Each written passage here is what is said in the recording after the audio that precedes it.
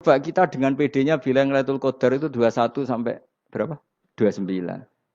Lailatul Qadar. Warna itu malam Lailatul Qadar. Lalu Lailatul Qadar keren tuh karena apa? Karena nuzulul Quran. Lalu nuzulul Quran tanggal 17. Lalu Lailatul Qadar tanggal berapa? Oh, ada nih. Alhamdulillah. Tapi ini jangan jadi keiskalan yang masih itu sudah difitnah. Coro Gus Bak, ya coro Gus Bak, coro Quran ngawur gitu. Sembrono. Memang aku tidak pendapat tentang Quran, ya dan ayatnya seperti itu.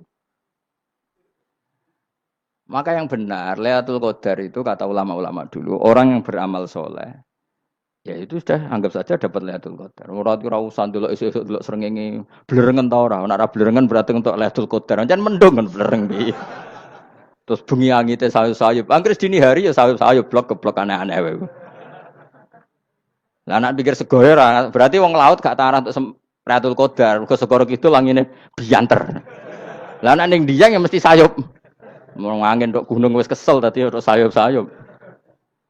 Gawe ukuran ojo ngono, gawe ukuran ngono rak wong Dieng luwih ngrasa entuk Lailatul Qadar timbang wong Segoro Kidul. Segoro Kidul angine apa? Buanter. Padahal alamate piye? Sayup-sayup. Mana-mana. Maksudnya alamat ngono iku ora ngono, maksudnya ayat iku Kanjeng Nabi mbak dawuh ngono maksudnya ora ngono. Wes dong ya. Ayo Lailatul Qadar tanggal aku semeneng wong bodho. Kowe enak urip wis happy no? Happy. Ya saya ulang lagi ya. Jadi kejati dirian itu tidak bisa hilang dengan standar keidealan. Yang hilang itu standar apa? Keidealan. Misalnya kita maling, ya eman lah sebagai orang mukmin kok maling. Warga Indonesia kok kriminal tuh eman, tapi dia tetap orang Indonesia. Orang Islam tetap Islam meskipun dia fasik.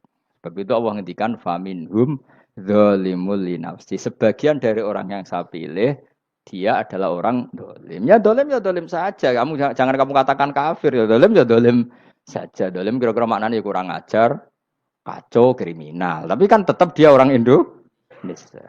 Paham ya? Ya tetap dia orang Islam. Tapi Islam yang dolim. Ya seperti saya sering cerita. Saya pernah ketemu orang alim melaku di Tuban. Iku pilih tanggamu. Wong Islam kok doku. Wong Islam kok doku umat. Umat Islam kok do mabuk. Ya tentu oknum ya. Tapi jari orang alim tadi, itu orang umat Islamku. Islam sing kumat. Jadi orang Islam itu hanya dua, umat Islam sama Islam yang kumat. Jadi kalau pas fasik ya Islam kumat. Kalau pas waras umat Islam. Ya sudah itu dibolak-balik. Ya, jadi umat Islam. Jadi kalau di Jogja atau di Jakarta ada orang mabuk, itu berarti Islam sang kumat. Kalau pas ngaji umat Islam. Tapi kadang orang yang sama ya kadang umat Islam, kadang Islam yang kuman. Ya sudah seperti itu. Dan nanti pas diambil Allah ya tetap statusnya dua tadi. Umat Islam dan Islam yang kuman.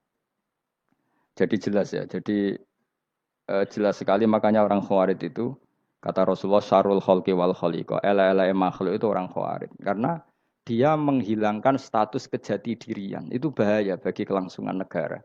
Negara maupun agama. Jadi misalnya kalau orang, nyuwun sewu misalnya ada orang kriminal di Indonesia. Terus dianggap gak warga Indonesia. Terus mau dibuang kemana? Coba. Sama kalau semua orang Islam yang salah dianggap kafir. Terus lalu mau kamu buang kemana? Padahal dengan kamu katakan kafir. Artinya dia sudah tidak wajib sholat. Orang kafir tidak wajib sholat, tidak wajib puasa. Apa tidak lebih ngeri? Karena dia tidak berkewajiban melakukan ibadah-ibadah Islam. Berarti Anda lebih ridho dunia ini rusak. Lalu ya misalnya Zaid karena megang patok kuburan atau melakukan dosa besar kamu katakan kafir. Setelah kafir dia wajib sholat enggak? Tidak kan? Wajib puasa enggak? Berarti kan malah jura-jura. Karena mendorong orang keluar dari ring permainan kesalehan. Tapi kalau kita katakan Islam, kemudian kita bina. Kan ini jadinya aset. Dengan kamu katakan Islam artinya menjadi aset kan? Bandingkan kalau kamu katakan keluar. Paham ya? Makanya Nabi ngendikan ala umatku itu apa? Khawarij. Karena ini bahaya. Bahaya. Negara juga gitu. Andai kan kita berpikir ekstrim, yang melanggar negara tidak warga Indonesia. Yang demo tidak warga Indonesia. Sing beda pendapat dengan pemerintah enggak warga Indonesia, negara ini habis.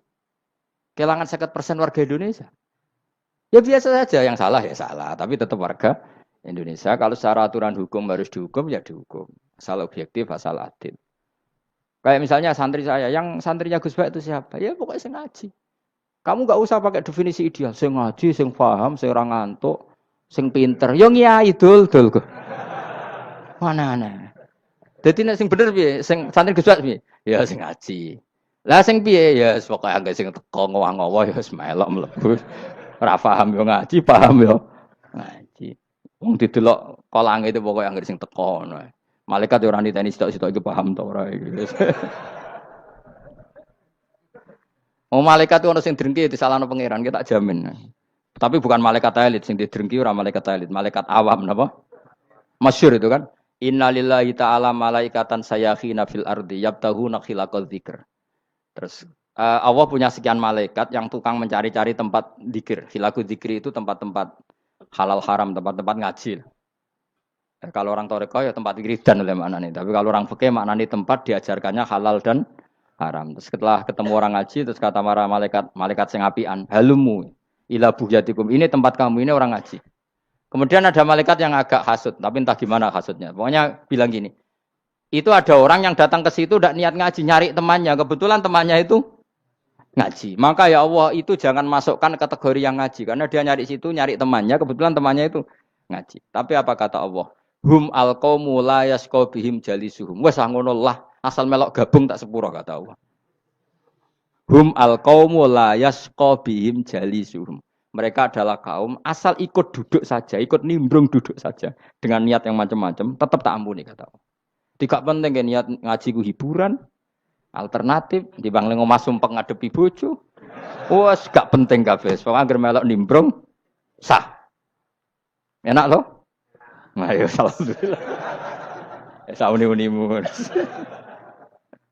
Jadi agama itu tadi, pokoknya jangan kulino merubah kestatusan.